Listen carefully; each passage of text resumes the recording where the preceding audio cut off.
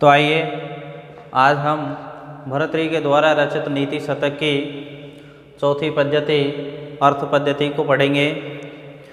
तो पिछले भाग में हमने 3 पद्धतियाँ पढ़ ली हैं। तो देखिए ये नीति शतक की जो ये अपनी चतुर्थ पद्धति है, अर्थ पद्धति इसका नाम है, जिसमें धन के महत्व के बारे में महाकवि भर्तृहरि ने वर्णन किया है। यानी इस पद्धति के अंतर्गत महाकवि भर्तृहरि ने यह स्पष्ट रूप से समझाने की कोशिश की है कि संसार के अंतर्गत केवल और केवल धन का महत्व होता है। यदि व्यक्ति के पास धन नहीं होता है तो वह किसी भी प्रकार से श्रेष्ठ और प्रभावशाली नहीं माना जाता। तो आइए देखते हैं किस प्रकार से धन के महत्व के बारे में महाकवि भर्तृहरि ने श्लोकों के अंतर्गत वर्णन किया है। तो इसके अंतर्गत हम पहले 5 श्लोकों का अध्ययन करेंगे, फिर अगले भाग में हम अगले 5 श्लोकों का अध्ययन करेंगे। तो देखिए ये ध्यान देने योग्य बात है कि महाकवि भर्तृहरि के द्वारा जो नीति शतक लिखा गया है, इस नीति शतक के अंतर्गत 10 पद्धतियाँ हैं और 10 पद्धतियों के अंतर्गत यानी प्रत्येक पद्धति के अंतर्गत 10-10 श्लोक हैं। तो 10-10 श्लोकों में उन्होंने इस प्रकार से इसका नाम नीति शतक रखा गया है। तो अपने अर्थ पद्धति में जो श्लोक अपन को देखते हैं, तो आइए। जाति यातु रसातलम गुणगण स्तस्य अपि गच्छतात शीलं शैलतटात् पततु अभिजन संदेहताम बहेना शौर्ये वैरिणी वज्रमासु निपततु अर्थो अस्तु न केवलम येन एकेन विना गुणास्तृणलभ प्राया समस्ता इमे। तो देखिए इस श्लोक के अंतर्गत महाकवि भर्तृहरि ने धन के महत्व को बताते हुए ये कहा है कि इस प्रकार की सारी स्थिति उत्पन्न हो जाए, परंतु हमें क्या चाहिए? धन चाहिए। इस धन के बिना संपूर्ण वस्तुएं, सभी पदार्थ केवल और केवल तृण के समान, पत्ते के समान दिखाई देते हैं। तो किस प्रकार कौन सी स्थिति है जिनके नष्ट हो जाने पर भी व्यक्ति धन को चाहता है? तो देखिए श्लोक के अंतर्गत देखते हैं। तो महाकवि भर्तृहरि वर्णन करते हुए कहते हैं, देखिए जाति माने जाति यानी ब्राह्मण आदि जाति, यातु माने चली जाए, रसातल माने रसातल को। यानी इस श्लोक के अंतर्गत क्या कहा गया है कि ब्राह्मण, क्षत्रिय, वैश्य, शूद्र जितनी भी जो जातियां हैं रसातल को चली जाएं। और गुण गण तस्या अपि गच्छतात, गुण गण का मतलब गुण माने गुणों का, गण माने समूह, तस्य मान उससे, अपि माने भी, गच्छतात माने नीचे चला जाए। यानी और गुणों का समूह, और गुणों में कौन कौन से समूह आ जाते हैं? जैसे दया है और अनेक प्रकार के गुण है, वो सभी गुण क्या है? उससे भी नीचे यानी रसातल से भी नीचे चले जाएं। शीलम शैल तटात पततु, शीलम माने शील स्वभाव, यानी जो व्यक्ति का आचरण होता है तो शील आचरण होता है, उसके बारे में क्या कहा गया है कि शील शैल तटात, शैल का मतलब पर्वतों के, तटात माने तट से, अर्थात पर्वतों से टकरा करके, पततु माने गिर पड़े। यानी महाकवि भर्तृहरि क्या कहते हैं कि ब्राह्मण आदि जाति रसातल को चली जाए और गुणों का समूह इससे भी नीचे अर्थात रसातल से नीचे चला जाए। शील स्वभाव है वो पर्वत की टक्कर से टूट करके या नष्ट हो जाए यानी गिर पड़े। अभिजन संधयता बहिना, और अभिजन का मतलब होता है उच्च कुल, अभिनव का मतलब उच्च कुल, संधयता माने जल जाए, भग्निना माने आग से, और उच्च कुल क्या हो जाए उसका? आग से जल जाए। और शौर्य वैरिणी वज्रम आसु निपततु, शौर्य माने पराक्रम पर, वैरिणी माने शत्रु के, शत्रु के पराक्रम पर, वज्र माने वज्र, आसु माने शीघ्र, निपततु माने गिर पड़े। और क्या कहा गया है श्लोक में कि भाई जो शत्रुओं का जो पराक्रम है उस पर शीघ्र ही वज्र गिर पड़े। अर्थो अस्तु न केवलम, अर्थो अस्तु न केवलम का मतलब हमें तो केवल धन चाहिए। यानी महाकवि भर्तृहरि ने क्या समझाने की कोशिश की है कि भाई इस संसार के अंतर्गत लोग धन के चक्कर में अर्थात मोह में आकर के इस प्रकार से जकड़े जाते हैं कि उन्हें कोई बाहरी चीज़ों का मालूम ही नहीं चलता। इस प्रकार से महाकवि भर्तृहरि के जो द्वारा रचित ये जो नीति शतक है, इसका ये की उद्देश्य है क्योंकि उन्होंने अपने जो युवा अवस्था में अर्थात जिस प्रकार से उनको वैराग्य प्राप्त हुआ तो उन्होंने अपनी अवस्था के अनुसार इन काव्यों की रचना की। तो इस नीति शतक में उन्होंने क्योंकि उन्होंने अपने सारे जीवन के अंतर्गत सभी का उपभोग किया था और वो करने पर उनको ये सारांश मिला कि जीवन का जो सार है वो ये नहीं है। तो यहाँ पर महाकवि भर्तृहरि ने नीति शतक के अंतर्गत ये समझाने की कोशिश की है कि भाई इस संसार के अंतर्गत मनुष्य क्या है, धन के आगे पीछे पड़ा हुआ रहता है, अर्थात हमेशा धन के पीछे पड़ने से वह अपने संपूर्ण जीवन को नष्ट कर लेता है, परंतु उसके जीवन का सत्य का कोई ज्ञान ही नहीं होता है। तो इस प्रकार से महाकवि भर्तृहरि ने क्या किया है कि जाति यातु रसातलम, यानी ब्राह्मण आदि जाति रसातल को चली जाए, गुणों का समूह इससे भी नीचे चला जाए, शील स्वभाव पर्वत से टकरा कर गिर पड़े, उच्च कुल आग से जल जाए और शत्रु के पराक्रम पर वज्रम आंसू नीपततु, वज्रम यानी वज्र, आंसू माने शीघ्र ही, नीपततु माने गिर पड़े, अर्थो अस्तु न केवलम, न का मतलब हमें, यानी हमें तो केवल धन चाहिए, येन एकेन बिना, येन एकेन माने जिस अकेले धन के बिना, गुणा तृण लव प्राया समस्ता एमे, एमे माने ये सभी, गुणा माने ये सभी जो गुण है, तृण लव प्राया यानी घास के तिनके के समान, समस्त माने ये समस्त, यानी ये सारे गुणों का जो समूह है वो केवल घास के तिनके के समान दिखाई देता है। आगे होगा आपके समझ में श्लोक कि भाई ये सारे चीज़ की ब्राह्मण आदि जाति रसातल में चली जाए, गुणों का समूह इससे भी नीचे चला जाए, शील स्वभाव है वो पर्वत से टकरा करके टूट जाए, गिर पड़े, और अभिजन माने उच्च कुल अग्नि में जल जाए, शत्रु के पराक्रम पर शीघ्र ही बिजली गिर पड़े या वज्र गिर पड़े, परंतु हमें केवल धन चाहिए, क्योंकि जिस अकेले धन के बिना ये संपूर्ण जो गुण है वो केवल घास के समान दिखाई देते हैं। ठीक है, अब हम अगला श्लोक पढ़ेंगे। देखिए अगला श्लोक, अब ये श्लोक है, देखो थोड़ा बड़ा है, इसके प्रत्येक चरण में 19 अक्षर है। देखिए गिन लेते हैं, 1 2 3 4 5 6 7 8 9 10 11 12 13 14 15 16 17 18 19। तो इसमें शार्दूल विक्रीडितम छंद है।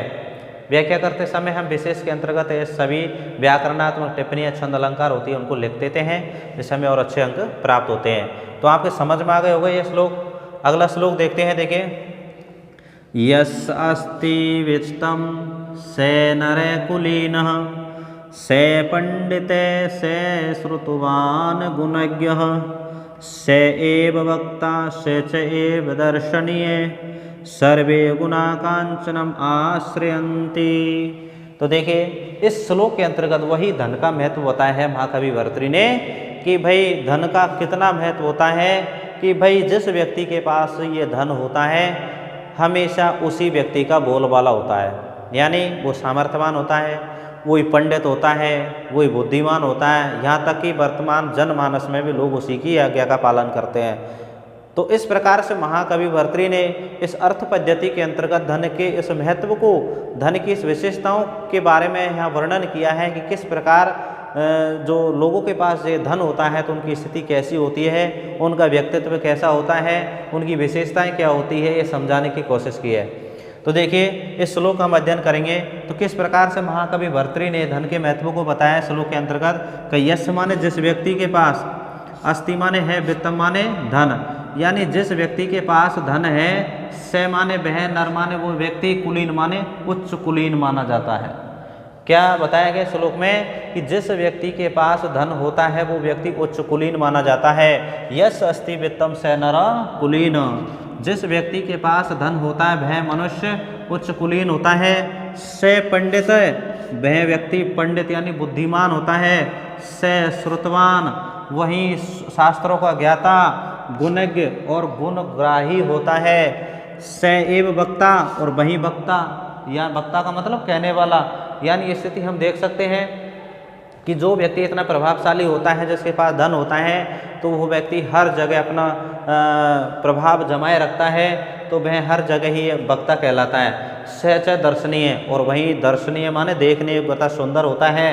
सर्वे गुणा कांचनम आश्रयन्ति, क्योंकि जो सभी गुण हैं सोने पर आधारित ही होते हैं। कांचनम माने सोना। जिस प्रकार से सभी प्रकार की जो धातु होती है वो सोने से नीचे होती है, केवल उसके आश्रय पर ही टिकी रहती है, उसी प्रकार से जो धनवान व्यक्ति होते हैं, जो प्रभावशाली व्यक्ति होते हैं, जिनके पास धन होता है, उन्हीं व्यक्तियों को कैसा माना जाता है? उच्च कुलीन माना जाता है। वही पंडित कहलाते हैं, वही श्रुतवान और वही गुणज्ञ कहलाते हैं। गुणज्ञ का मतलब होता है गुणों को जानने वाला, गुणग्राही।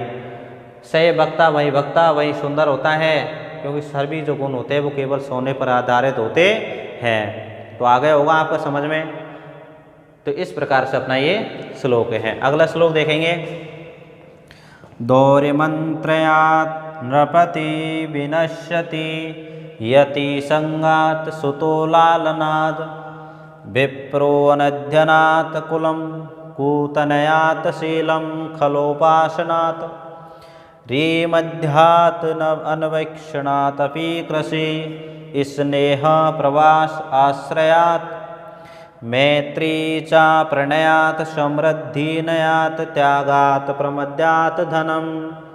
तो देखिए किस प्रकार से श्लोक के अंतर्गत महाकवि भर्तृ ने वर्णन किया है, यानी कौन कौन सी जो वस्तुएं होती हैं या कौन कौन से नियम होते हैं, कौन कौन से कर्तव्य होते हैं जिनका पालन नहीं करने से व्यक्ति नष्ट हो जाता है, और किस किस के प्रभाव से क्या क्या वस्तु नष्ट होती है, वो इस श्लोक के अंतर्गत महाकवि भर्तृ ने बताई है। तो देखिए ये भी श्लोक है और इसके बराबर ये भी, इसमें भी शार्दूल विक्रीडितम भी छंद है।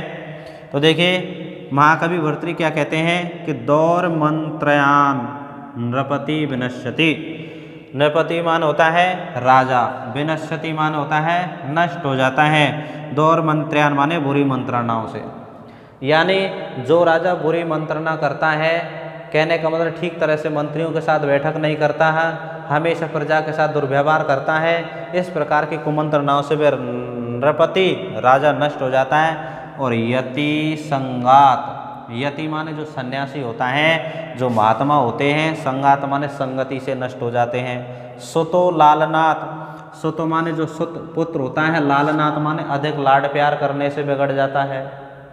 ठीक है, यानी महाकवि भर्तृ कह रहे हैं कि भाई किस किस के प्रभाव से क्या क्या वस्तुएं नष्ट होती हैं। तो इस प्रकार से कि दौर मंत्रयान नृपति विनश्यति, यानी बुरी मंत्रणाओं से राजा नष्ट हो जाता है। यति अर्थात महात्मा संगति से बिगड़ जाता है, और अधिक लाड प्यार करने से पुत्र भी बिगड़ जाता है। विप्रो अनध्यनाथ, विप्र माने ब्राह्मण, अनध्यनाथ माने अध्ययन नहीं करने से, यानी वेद शास्त्रों का अध्ययन नहीं करने से ब्राह्मण नष्ट हो जाता है। कुलम कूतनया, और कुलम माने जो कुल होता है, कूतनयात माने कुपुत्र से, यानी जो कुल में अगर कुपुत्र भी पैदा हो जाए तो उससे कुल नष्ट हो जाता है। शीलम खलोपासनाथ, और शील माने जो शील स्वभाव है, वो खलोपासनाथ माने दुष्टों की मूर्खों की संगति से नष्ट हो जाता है। यानी व्यक्ति का चाहे कितना भी अच्छा आचरण है, यदि वह खल यानी मूर्खों के साथ में पड़ जाए तो उसका स्वभाव भी दिनों दिन उसी प्रकार से हो जाता है।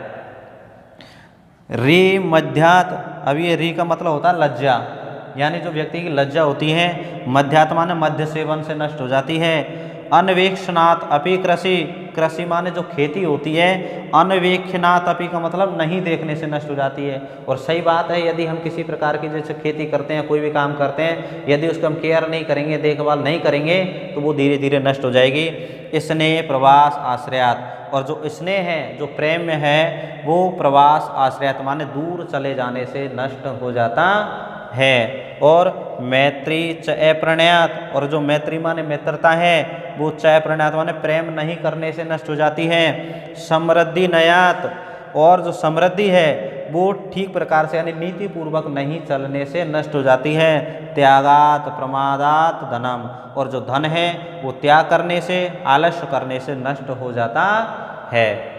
तो देखिए किस प्रकार से महाकवि भर्तृ ने यहाँ पर धन के उदाहरण देते हुए और अन्य किसी प्रकार की जो वस्तु होती हैं, जो संगति होती है, जो इनका किसी प्रकार का प्रभाव होता है, उनसे व्यक्ति किस किस प्रकार से नष्ट हो जाता है, तो यह बताने की प्रयास किया है महाकवि भर्तृ ने।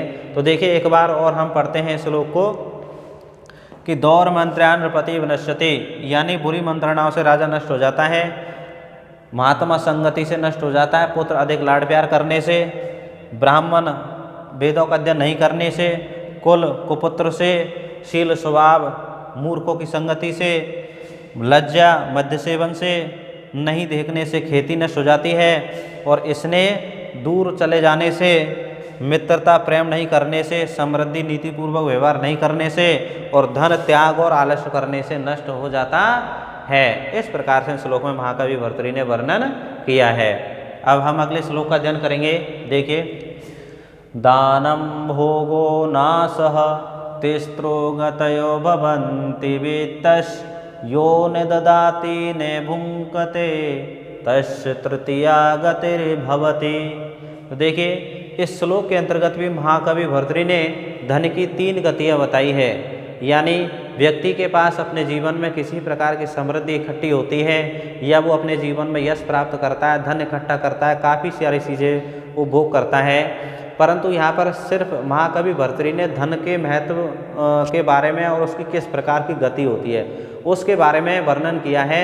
क्या बताया है कि इस संसार के अंतर्गत धन की केवल और केवल 3 गति होती है। कौन कौन सी? दानम माने दान, भोगो माने उपभोग करना, और नाश माने विनाश।